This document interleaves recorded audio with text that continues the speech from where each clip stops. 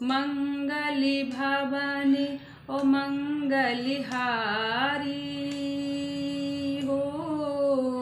दिरिबो के दशरथिया जलि बिहारी। राम सिया राम जय जय राम। जय जय श्री राधे, जय जय श्री कृष्णा। आप सब कैसे हैं? राधे श्याम की कृपा से सब अच्छे होंगे और आपका स्वागत है मेरे चैनल मेरे नील में। आप वीडियो में अंत तक बने रहिए, जिससे कि आज हम धन से लेकर छोटी छोटी बातें शेयर करेंगे। कि कहते हैं कभी धन को लेकर गुमान नहीं करना चाहिए, घमंड नहीं करना चाहिए, और ये नहीं कहना चाहिए कि हमारे पास इतना कहाँ से आ गया, हम कैसे संभालें इसको, हम प्रभु संभाल नहीं पा रहे हैं। कभी भी नहीं कहना चाहिए। और प्रभु से यही कहें हमेशा कि प्रभु हमें और दो, और हमें हिम्मत दो कि हम और धन कमा पाएँ, हम घर में ला पाएँ, और हम अच्छे से अच्छी जगह उसको यूज कर पाएँ। गरीबों में हम उसको यूज करें, गरीब लोगों में हम उसको बांटें धन को, और हम अच्छे से संभालें। हमें हिम्मत दो, हम घर में अच्छे से कितना भी हो हम थके ना, हम उसको अच्छे से ही संभालें। कभी भी ये नहीं कहना चाहिए कि हम धन को लेकर परेशान हैं, कि हमारे पास बहुत सारा है, हमारे पास कब कोई कमी नहीं है। होगी कमी या नहीं होगी, लेकिन कभी भी नहीं कहना चाहिए। अगर कमी है तो है, नहीं कमी है तब भी नहीं कहना चाहिए कि हमारे पास बहुत सारा है, हमारे पास बिल्कुल भी धन की कमी नहीं है, कभी भी नहीं। बृहस्पति की कथा में सुना होगा, रानी ने कैसे आसानी से कह दिया कि प्रभु बृहस्पति देव से कि प्रभु कुछ ऐसा उपाय करें जिससे हमारा धन नष्ट हो जाए, हम इसको संभालते संभालते परेशान हो चुके हैं। तो कितनी जल्द ही क्या लीला प्रभु ने रचाई कि राजा से रंक बना दिया। तो कभी भी ऐसा नहीं बोलना चाहिए कि हमारे पास धन बहुत है, हम इसको संभाल नहीं पा रहे हैं, या हमें किसी अगले बंदे को भी कभी ये नहीं जताना चाहिए कि हम बहुत अमीर हैं, हम जैसे भी हैं ठीक हैं, लेकिन किसी को नहीं बताना चाहिए कि हम कैसे हैं या हमारे पास क्या है, बिल्कुल भी नहीं। चलिए, ये बातें तो बहुत हो चुकी। अब मैं वो 6 महत्वपूर्ण नियम कौन से हैं उनके बारे में चलिए बताती हूँ। और अभी आपने मेरा चैनल सब्सक्राइब नहीं किया तो मेरे चैनल को सब्सक्राइब कर लें, बेल आइकन को प्रेस कर लें, जैसे कि मेरी हर एक वीडियो की नोटिफिकेशन सबसे पहले आप लोगों तक पहुँचे। तो चलिए, सबसे पहला नियम, ये दिया दिखने में तो बहुत छोटा होता है और अगर मानो तो बहुत बड़ा होता है। आज के दौर में तो दिया की कोई बहुत छोटे में हो गया, वैसे तो ये बहुत बड़ा है क्योंकि ये हर काम में आता है। तो कहते हैं हमारे घर में जो गाँव में पहले लालटेन वगैरह होते थे, या शीशियों में ढक्कन छेद करके दिया बना लेते थे जो घर में उजाला करता था। तो कभी भी हमें ये दिया अपना दूसरे को नहीं देना चाहिए। ये दिया को लक्ष्मी माता का स्वरूप माना जाता है। तो कभी भी हमें अपना दिया, पहली चीज, कभी भी हमें अपने घर का जो उजाला करने वाला होता है वो दिया जो लक्ष्मी माता का स्वरूप माना जाता है, कभी भी हमें दूसरे को नहीं देना चाहिए। अगर हमें किसी को देना है, किसी को अगर हमें लग रहा है कि किसी के पास इस चीज़ की ज़रूरत है और किसी को देना है, जरूरत अर्जेंट में देना ही देना है, तो हम खरीद कर दे सकते हैं, अपने घर से उठाकर नहीं कि लगा कि ये हमारे घर में रखा है तो हमने उठाकर उसको दे दिया। नहीं, बिल्कुल भी नहीं, क्योंकि ये लक्ष्मी माता का स्वरूप माना जाता है। तो इसको बिल्कुल भी नहीं, आप बिल्कुल भी नहीं दे सकते हैं, पहली चीज। दूसरी चीज, पेन और कॉपी। ये पेन कॉपी ऐसा माना जाता है कि अगर हम ये पेन कॉपी बच्चों को भी बता रही हूँ, बड़े को भी बता रही हूँ, ऐसा माना जाता है कि अगर ये पेन कॉपी हम दूसरे को अपना देते हैं तो हमारा विद्या चला जाता है, मतलब हमारे पास कुछ बचता ही नहीं है। अगर हम जितना ही आप पढ़ाएंगे दूसरे को तो आपके पास उतना ही विद्या ज़्यादा बढ़ेगा। मुंह से बोलकर जो पढ़ाएंगे तो ज़्यादा विद्या आएगा। और अगर अपने हाथों से यूज करा हुआ, आपने ये कॉपी में लिखा है और इस पेन से लिखा है, अगर ये किसी को आपने अपना दे दिया तो आपसे आपकी विद्या गई, आपके पास आपकी विद्या मतलब धीरे धीरे जा रही है। ऐसे समझो कि आप एक तरीका से अपनी विद्या दूसरे के हाथों में आपने सौंप दी, तो आपसे आपकी विद्या चली गई, आपसे रुष्ट हो गई, वो दूसरे के पास चली गई। तो आप हमेशा बस ही इस बात का ध्यान रखें। ये छोटी छोटी बातें हैं लेकिन मानने में बहुत बड़ी हैं। अगर इनको मानो, दिखती छोटी छोटी हैं लेकिन मानो तो ये बहुत बड़ी बातें हैं। कभी भी आप ज्ञान दो, पढ़ाओ, आप पढ़ाना चाहते हैं तो आप दूसरे को पढ़ाओ, ज्ञान दो, लेकिन कभी अपनी चीज़ को, अपना लिखा यूज करा हुआ चीज़ को नहीं दो। अगर आपको किसी को लग रहा है कि आपके बच्चों को भी लग रहा है कि कोई बच्चे हैं या कोई मांग रहे हैं, किसी को ज़रूरत है अर्जेंट, तो खरीद के दे दें, खरीद के दे सकते हैं लेकिन यूज करा हुआ नहीं। किताब दे सकते हैं लेकिन कॉपी और पेन नहीं, जिसमें हाथों से लिखा है वो बिल्कुल भी नहीं। ठीक, ये हो गई दूसरी बात। तीसरी, झाड़ू। झाड़ू को कहते हैं, झाड़ू में लक्ष्मी माता का स्वरूप है, सभी जानते हैं, फिर भी मैं दोबारा से बता रही। झाड़ू में लक्ष्मी माता का स्वरूप है, लेकिन झाड़ू को हमें किसी को नहीं देना चाहिए, और खास तौर से मंगलवार और रविवार को तो बिल्कुल भी नहीं देना चाहिए किसी को।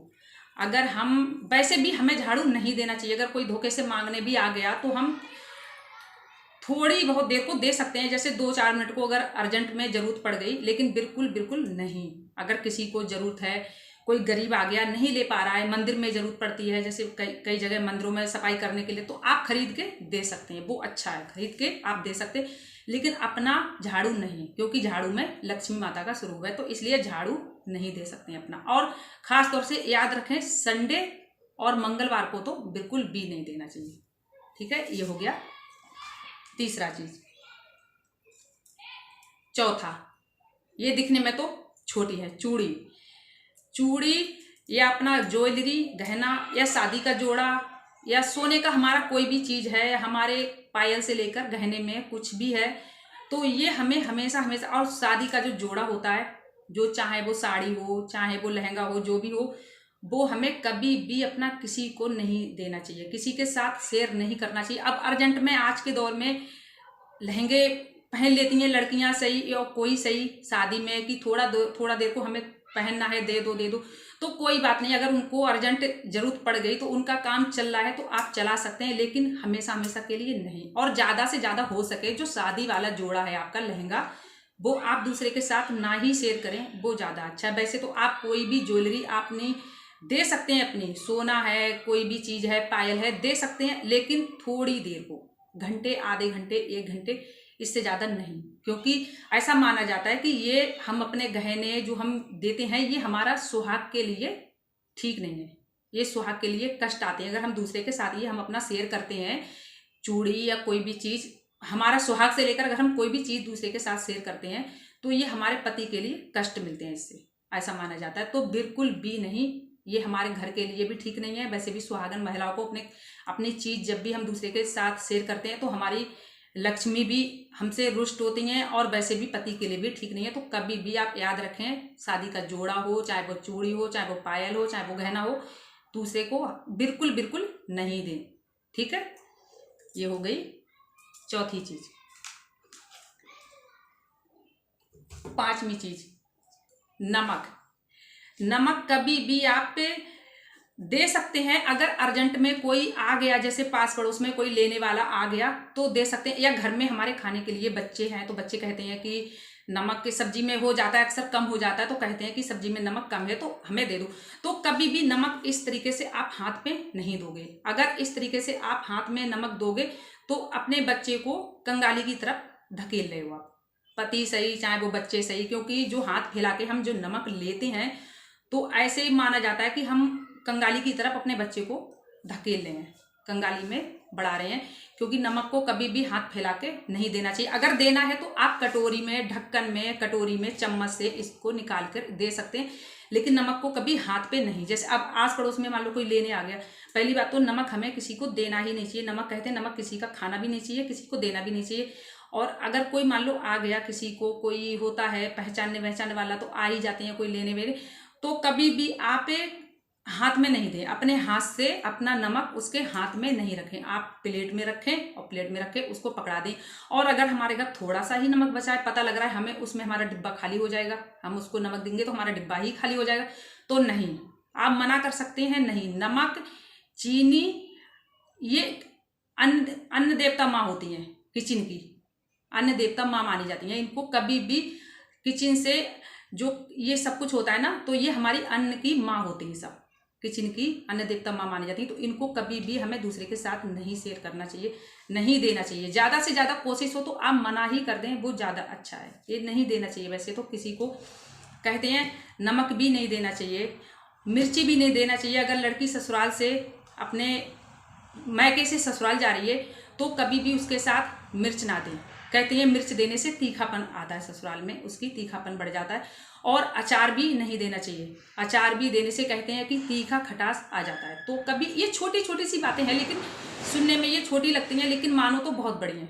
कभी भी अचार और मिर्च नहीं देना चाहिए। अगर देना ही है तो आप पीछे से दे सकते हैं, लेकिन उस टाइम साथ में नहीं देना चाहिए। ठीक है, ये दिखने में बहुत छोटी लगती हैं लेकिन इनको माने समझे तो ये बहुत बड़ी हैं। और छठी बात, चाकू। ये चाकू कभी हमें, ये चाकू जो धार वाले होते हैं वो हमारे पास 10 हो, 15 हो, 2 हो, 4 हो, लेकिन हमें नहीं, ये दूसरे को बिल्कुल भी नहीं। अब आजकल क्या रिवाज चल गया है कि शादियों में लड़कियां मशीन ले जाती हैं तो मशीनों के साथ कैंची जरूर ले जाती हैं, लेकिन नहीं, बिल्कुल भी नहीं, कैंची बिल्कुल भी नहीं ले जाएं। अगर कैंची अगर जरूरत पड़ रही है लड़की को तो आप बाद में भेज सकते हैं, लेकिन साथ में नहीं। पीछे से अगर आपको लग रहा है तो आप पीछे से दे सकते हैं, लेकिन उस टाइम नहीं। ये जो चाकू वाला जो धार वाला होता है ना, ये बिल्कुल भी नहीं देना चाहिए, बिल्कुल भी।